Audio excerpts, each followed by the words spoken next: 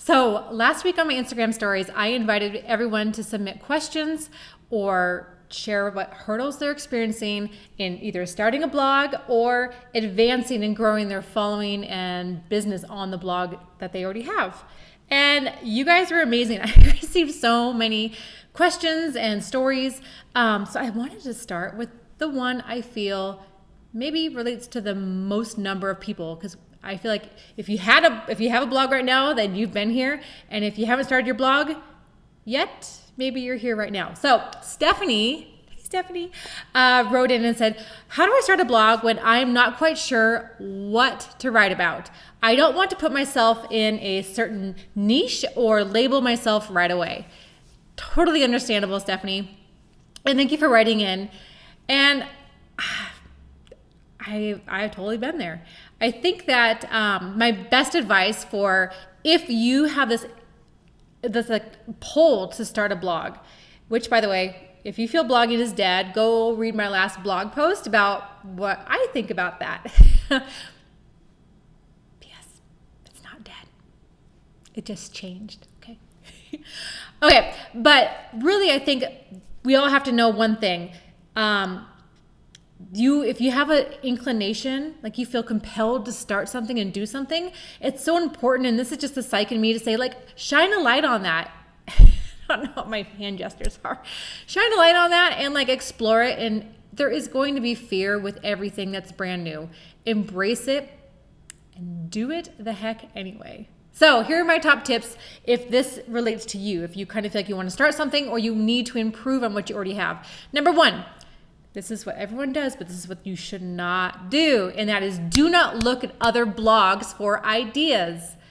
The surest way to like smash your own self-confidence and hope is to go look at other people who are already where you want to be and you feel like you can never measure up.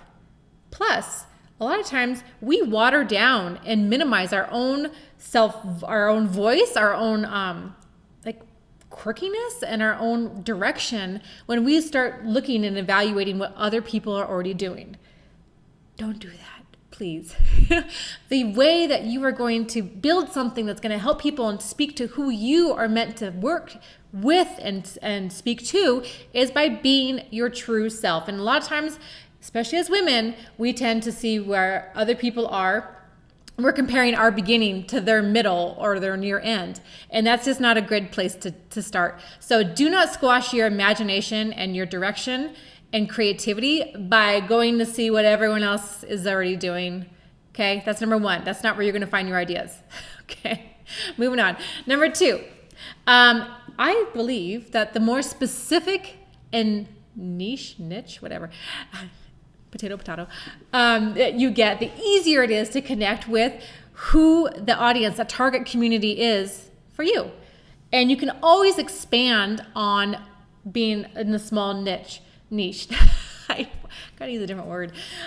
So for example, if you were into fashion and you tend to maybe lean more towards like vintage fashion, then it is okay to create and start like a vintage fashion type blog. And who cares if other people are already doing it? They're not you. They're doing it different.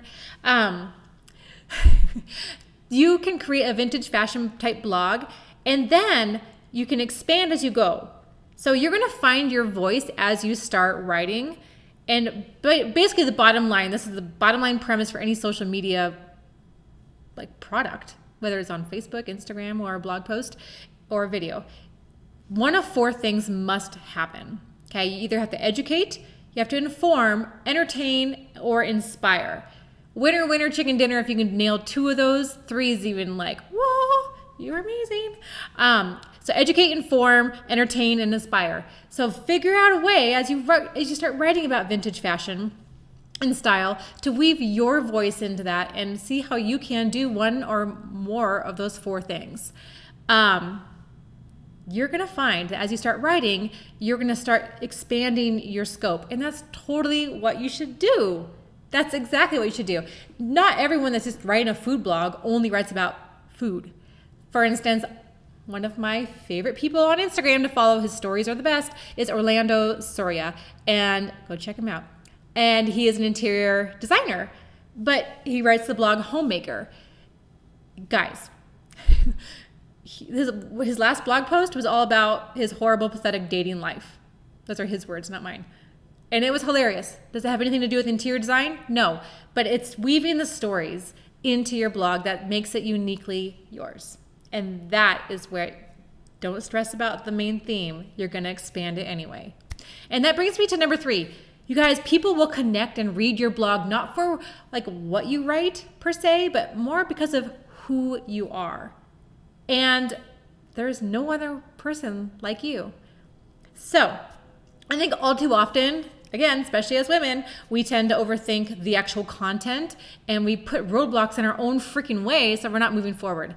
Don't stress about that, because your voice, your uniqueness, what you want to share and connect with women on is going to be, that's the secret sauce. It's not about the what, it's more about the why and the who you are. I hope that makes sense. All right, and number 3, or that's actually, I think that wasn't my number 3.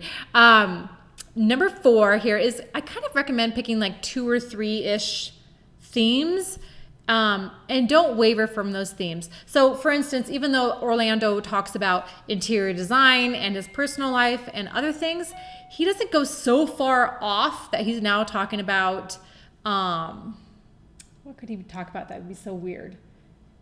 I should have thought about this beforehand. Talking about cilantro. Does a whole post on cilantro. It's random, huh? That would be kind of weird because he's not really, that's more for a food blog. But we all know what to expect when you go to his blog. It's the same kind of, you know what to expect. It's in that same circle. And just like on my blog, I do the moments of the week, and I do business and blogging and social media kind of tips and that kind of stuff. Like that should be, that's my wheelhouse. I have another blog for fitness, but I don't bring the fitness over to that one, to this one, because I think that people want to see what they want to see when they go someplace. And it's confusing, right? If you like go there and you're like, what do they have going on? So don't stress about just picking one. No one's going to put baby in the corner and hold you to that one type theme. So pick 2, maybe 2 to start with. And honestly, this is the last thing. What inflates your balloon? What gets you excited? What do you want to improve on in your life? So there's some really darn good budget and savings blogs that developed out of a need for that woman to try to pay off her student loans or get out of debt. And she documents that journey and shares her tips along the way, among other stories. So there's also a lot of good. So I started my blog because, not that I have the best style. I've always known I have not had the best style. That wasn't my shtick. My shtick was like, I wanted to celebrate it and connect with other women who wanted to embrace dressing up and trends and having fun with it. Like I know that I made some big fashion faux pas, but I had fun with it. And that's my focus. So whatever you do, know that your Ness, so I have my Marion Ness and you have your name with Ness on the end. And that's your Ness, and it has to come out in whatever you write, but don't worry too much about like the actual what. You're not going to put yourself in a corner. You're going to actually that's where you're going to start.